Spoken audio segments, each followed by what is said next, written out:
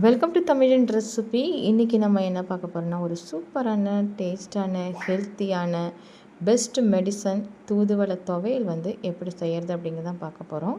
இப்போ ஒரு பேனில் நம்ம நல்லெண்ணெய் ஊற்றிக்கலாம். நம்ம இது கூட பட்டை மிளகாய் ஒரு 3 நம்ம வறுத்துக்கலாம்.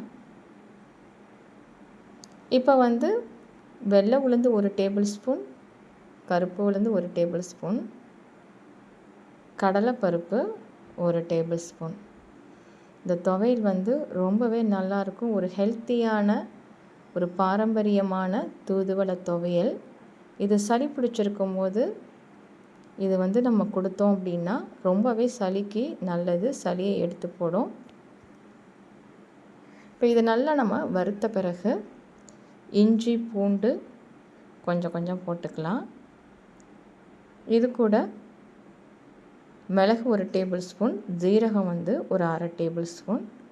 இது செரிமானத்துக்காக போடுறது. நெஞ்சு சளிக்கு இது பெஸ்ட்டு மெடிசன் இது. இப்போ இதை நல்லா நம்ம வறுத்த பிறகு நம்ம வச்சுருக்கிற தூதுவளையை நல்லா க்ளீன் பண்ணிவிட்டு அதை நல்லா கழுவிட்டு இது கூட நம்ம போட்டு வதக்க போகிறோம். இது கூட கொஞ்சம் கருவேப்பிலை நம்ம போட்டுக்கலாம். இப்போ இதை இது எல்லாத்தையுமே நம்ம நல்லா வதக்கிக்கலாம். நம்ம இதை நல்லா வதக்கி தான் அரைக்கணும். இதை குழந்தைங்களுக்கு கூட நீங்கள் கொடுக்கலாம். சளி பிடிச்சிருக்கும் போது இது மாதிரி கொடுத்தோம் அப்படின்னா அவங்களுக்கு நெஞ்சு சளியாக இருந்தாலும் எப்படிப்பட்ட சளியாக இருந்தாலும் சரியாயிடும். நீங்களும் இந்த மாதிரி ட்ரை பண்ணி பாருங்கள். ரொம்பவே ஹெல்த்துக்கு நல்லது.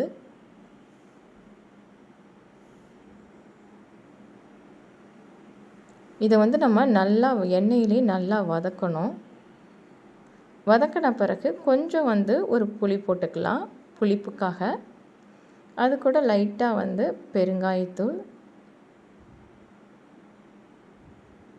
போதுமான அளவு உப்பு போட்டுக்கலாம். இப்போ இது லைட்டாக இந்த மாதிரி வதக்கி விட்டுட்டு இதை ஆற வச்சு நம்ம மிக்சியில் நம்ம அரைக்க போகிறோம். இது சுடு சாதத்தில் இந்த இதை நம்ம துவையில் அரைச்சி அது கூட நல்லெண்ணெய் இல்லைன்னா நெய் லைட்டாக போட்டு நம்ம சாப்பிட்டோன்னா ரொம்பவே நல்லாயிருக்கும். உடம்புக்கும் ரொம்பவே அப்படி நல்லது. கண்டிப்பாக நீங்களும் இந்த மாதிரி ஜலதோஷம் டைமில் செஞ்சு சாப்பிடுங்க. இப்போ இதை ஆற வச்சு இப்போ மிக்ஸி ஜாரில் இதை எல்லாத்தையும் நம்ம போட்டுக்கலாம்.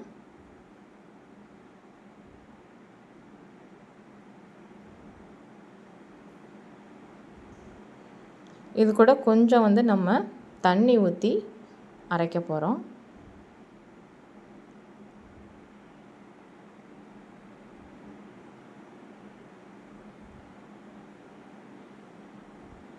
நல்லா அரைச்சாச்சு.